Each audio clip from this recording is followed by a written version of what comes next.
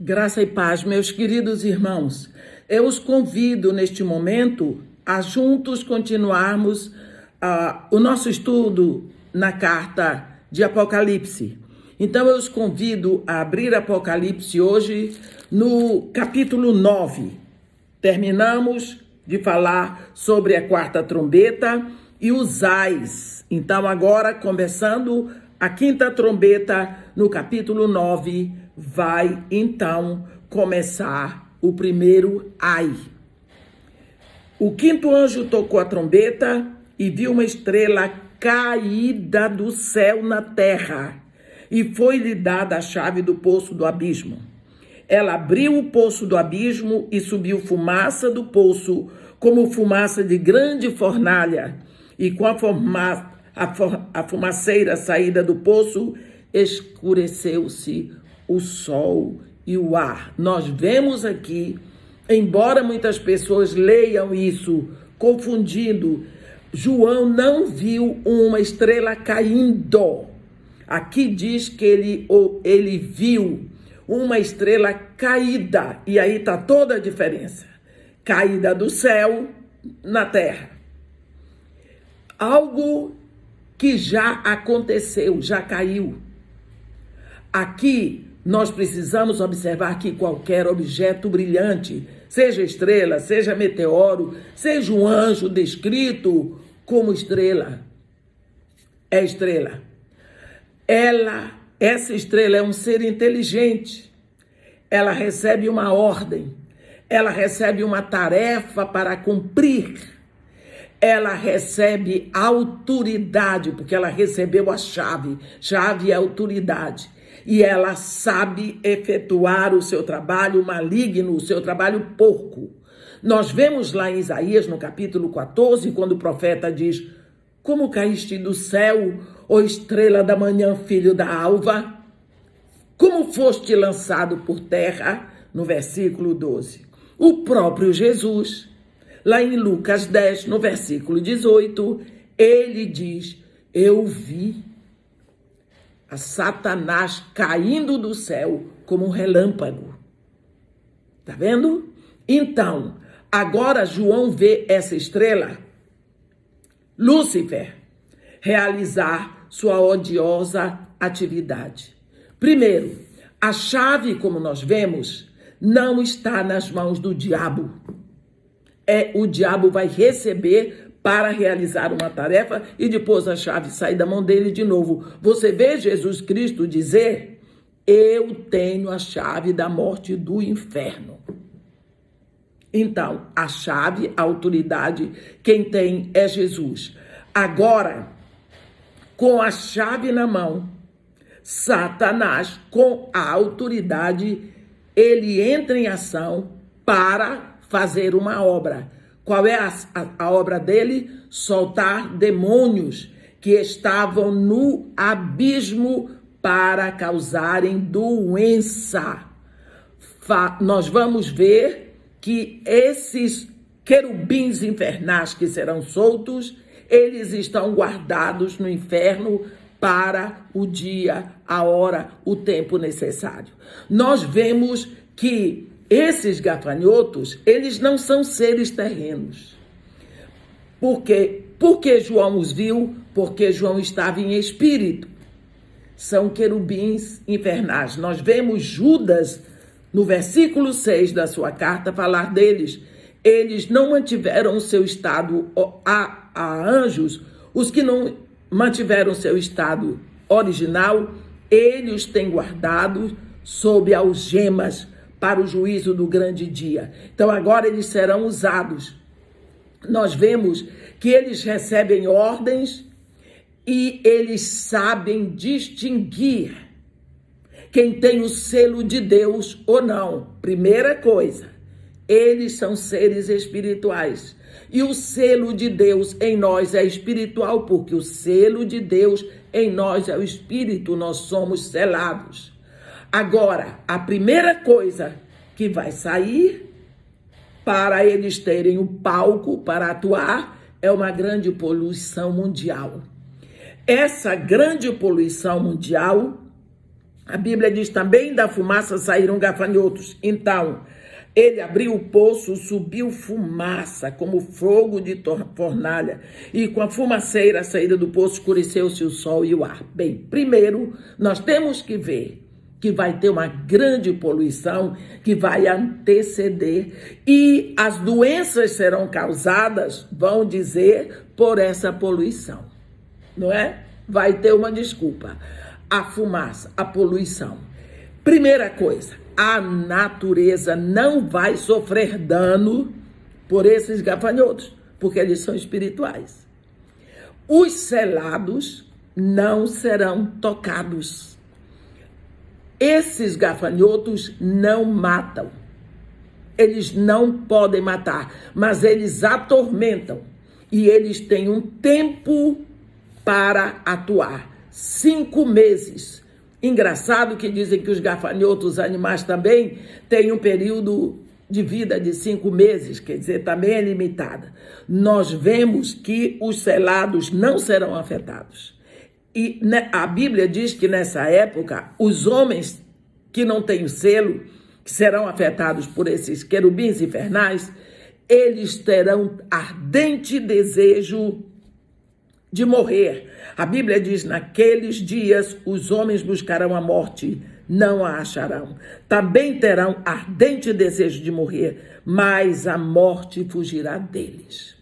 Aqui nós vemos, a Bíblia vai descrevendo esses gafanhotos, e quando chega no versículo 11, a Bíblia diz que eles tinham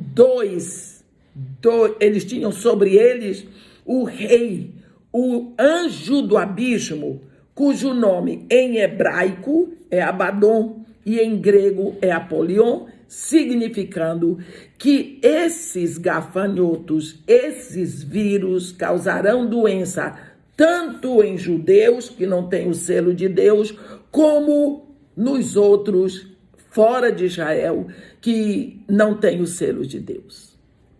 A Bíblia diz assim no versículo 12: o primeiro ai anunciado pela águia passou. Eis que depois dessas coisas vem ainda 2 ais. Aqui vemos a 6ª trombeta, do Apocalipse 9 mesmo, de 13 a 21. O último aviso.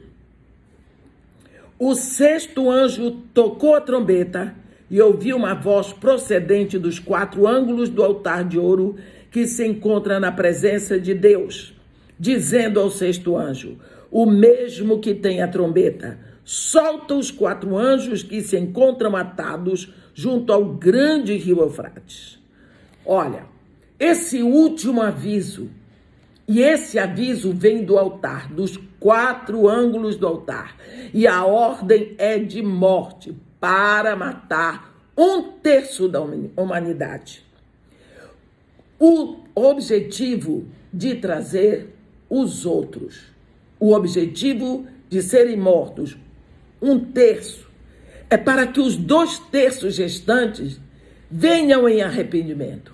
Vemos que a esse ponto, meus irmãos, a humanidade já estará até adorando a demônios, o que já está acontecendo agora. Olhe o rio Eufrates entrando em ação. Isso ainda não é Armagedon. Armagedon é a última. Aqui nós vemos que 1/3 da humanidade será morta por um exército, como ele diz aqui, de 20 mil vezes 10 milhões, quer dizer, 200 milhões, é um exército grande. Um exército movido por poderes infernais que estarão soltos, mas assim mesmo não há arrependimento, como está escrito aqui. Os outros homens, aqueles que não foram mortos por esses flagelos, não se arrependeram das obras das suas mãos, deixando de adorar os demônios e os ídolos de ouro, de prata, de cobre, de pedra, de pau, que nem podem ver, nem ouvir, nem andar. Nem ainda se arrependeram dos seus assassínios, nem das suas feitiçarias, nem da sua prostituição, nem dos seus furtos. Os homens continuam sem arrependimento, eles estão adorando o demônio. Meus irmãos, nós estamos hoje, aqui no Brasil, adoração aberta. Está exposto para todo mundo adorar a Satanás. Estamos assim. Abra os olhos. Agora, então, vem o capítulo 10. E nesse capítulo 10 nós vemos: vi outro anjo forte descendo do céu, envolto em nuvem, com o arco-íris por cima da sua cabeça. O rosto era como o sol e as pernas como colunas de fogo, e tinha na mão um livrinho aberto. Pôs o pé direito sobre o mar e o esquerdo sobre a terra, e bradou em grande voz, como ruge um leão. E quando bradou, desferiram os 7 trovões as suas próprias vozes. Olha, vamos ver aqui. Quando a Bíblia fala de anjo, principalmente o anjo forte, nem sempre é um ser espiritual da ordem dos anjos. Esse anjo pode ser perfeitamente Jesus. Se vem acompanhado de uma das descrições de Jesus lá no capítulo 1 de Apocalipse, você pode dizer: esse anjo forte é Jesus. Por exemplo, ele desce do céu, onde Jesus está, envolto em nuvem, está certo. O arco-íris por cima da sua cabeça. O arco-íris é o selo de manutenção, e que é a crista da divindade lá no capítulo 4 de Apocalipse, descrito por João. O rosto era como o sol, é Jesus, é um ser pré-existente, que nós não podemos olhar de frente. E as pernas como colunas de fogo, é Jesus. Todo lugar onde ele pisa, ele purifica. Ele tem na mão um livrinho aberto, o livrinho do capítulo 5. O cordeiro tomou, esse cordeiro é Jesus, começou a abrir os selos, acabou-se. O livro está todo aberto. Então agora esse livro vai descer para a terra. E quando vem esse anjo forte, que é Jesus, ele põe o pé direito sobre o mar e o esquerdo sobre a terra. E nós vemos que isso é uma posição de onipresença. Ele está presente sobre o mar. O mar aqui não é o Oceano Atlântico ou Pacífico, não. É o mar agitado das nações. Quando a Bíblia fala de mar em Apocalipse, fala nações. E a terra é Israel. Então ele põe o pé direito sobre o mar agitado das nações e o esquerdo sobre a terra de Israel. Ele pisa, ele possui, ele agora vem mostrando a sua autoridade. E a Bíblia diz que ele bradou em grande voz, como ruge um leão. Olhe a autoridade. Por que como ruge um leão? O leão não é o maior animal, mas ele é o rei. E quando o leão ruge na floresta, todos os animais param e se calam. Falou o rei. Ele é ouvido. Desde quando ele falou, quando ele bradou, esse anjo forte nessa posição, desferiram os 7 trovões as suas próprias vozes. Quer dizer, a artilharia do céu disse: estamos prontos. A artilharia do céu respondeu. Precisamos ver que aqui vem uma palavra de João no versículo 4, que ele diz: logo que falaram os 7 trovões, eu ia escrever, mas ouvi uma voz do céu dizendo: guarda em segredo as coisas que os 7 trovões falaram e não as escrevas. Trovão fala, aqui falou. O que eles disseram ficou em segredo. É momento de guerra, é estratégia de combate. O diabo não entende língua espiritual, então ele agora vai dançar. Ele não sabe o que foi que os trovões disseram. O anjo que vi em pé sobre o mar e sobre a terra levantou a mão direita para o céu e jurou por aquele que vive pelos séculos dos séculos, o mesmo que criou a terra, o céu e o mar e tudo o que neles há, já não haverá demora. Mas nos dias da voz do 7º anjo, quando ele tiver para tocar a trombeta, cumprir-se-á então o mistério de Deus, segundo ele anunciou aos seus servos, os profetas. Olha, Vamos prestar atenção nos dias do sétimo anjo. Os dias da sétima trombeta serão muito longos. Quando chegarmos na sétima trombeta, nós vamos falar sobre isso. Serão dias longos, porque aqui diz nos dias do sétimo anjo, quando ele estiver para tocar a trombeta. Aí ele diz, a voz que eu ouvi vinda do céu estava de novo falando comigo e dizendo, olha, vai ao anjo, vai e toma o livrinho que está aberto na mão do anjo em pé sobre o mar e sobre a terra. Fui, pois, ao anjo, dizendo-lhe que me desse o livrinho. Ele então me falou, toma-o e devora-o. Certamente ele será amargo no teu estômago, mas na tua boca será doce como mel. Tomei o livrinho da mão do anjo e o devorei. Na minha boca era doce como mel, quando, porém, o comi, o meu estômago ficou amargo. Então me disseram, é necessário que ainda profetizes a respeito de muitos povos, nações, línguas e reis. Então aqui nós vemos que vai acontecer alguma coisa. Capítulo 10, o livrinho, a autoridade do planeta Terra, agora é entregue a João, para João devorar. João aqui representa toda a igreja. É o homem redimido. A primeira ordem é tomar o livro. A segunda ordem é devorar. A terceira é profetizar. Preste atenção, meu irmão. Se você assumiu que é filho de Deus, você recebe essa bem-aventurança. Você tem que assumir toda e se ver filho de Deus responsável pelo trabalho de Jesus aqui na terra.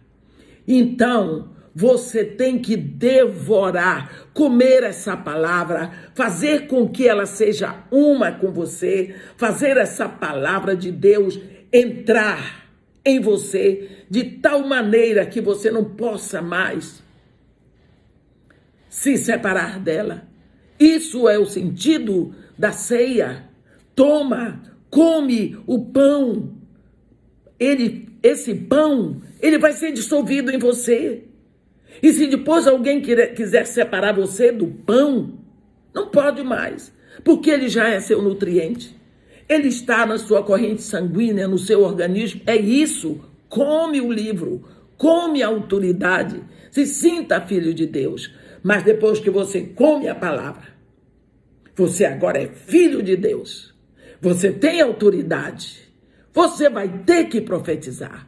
Vai sair pela sua boca a palavra que você comeu. Então a ordem é toma, come e profetiza. Aí, esta é a ordem que vem para nós, porque no capítulo 11 vai começar o grande momento. Aqui tem uma pausa antes de tocar a sétima trombeta. Assim como teve uma pausa do sexto selo para o sétimo, agora vem a pausa da sexta trombeta para a sétima trombeta. Nesse ínterim, nós vamos ver no capítulo 11 que ele diz, foi-me dado um caniço semelhante a uma vara. Preste atenção a essa palavra. O caniço era semelhante a uma vara. E também me foi dito, dispõe-te, mede o santuário de Deus, o seu altar e os que nele adoram. Agora, nós vamos ler. A grande ordem é se mover com autoridade, tomar o caniço, medir o santuário de Deus, o seu altar e os que nele adoram, separando o átrio exterior. Naquela época, o caniço era usado para medir e a vara para disciplinar. Mas aqui, o caniço é semelhante a uma vara. A propriedade da terra já foi resgatada. Agora ela precisa ser examinada, ela precisa ser medida e purificada. Quando você que passou um tempo com seu apartamento ou sua casa alugada, você recebe do antigo inquilino, você vai examinar. Então é isso que vai acontecer a partir do capítulo 11, que nós veremos amanhã. Por enquanto, aproveite para ler a sua Bíblia de capítulos 9 e 10 e continuaremos. Que Deus nos abençoe e nos guarde. Um grande abraço, meu irmão. Amém.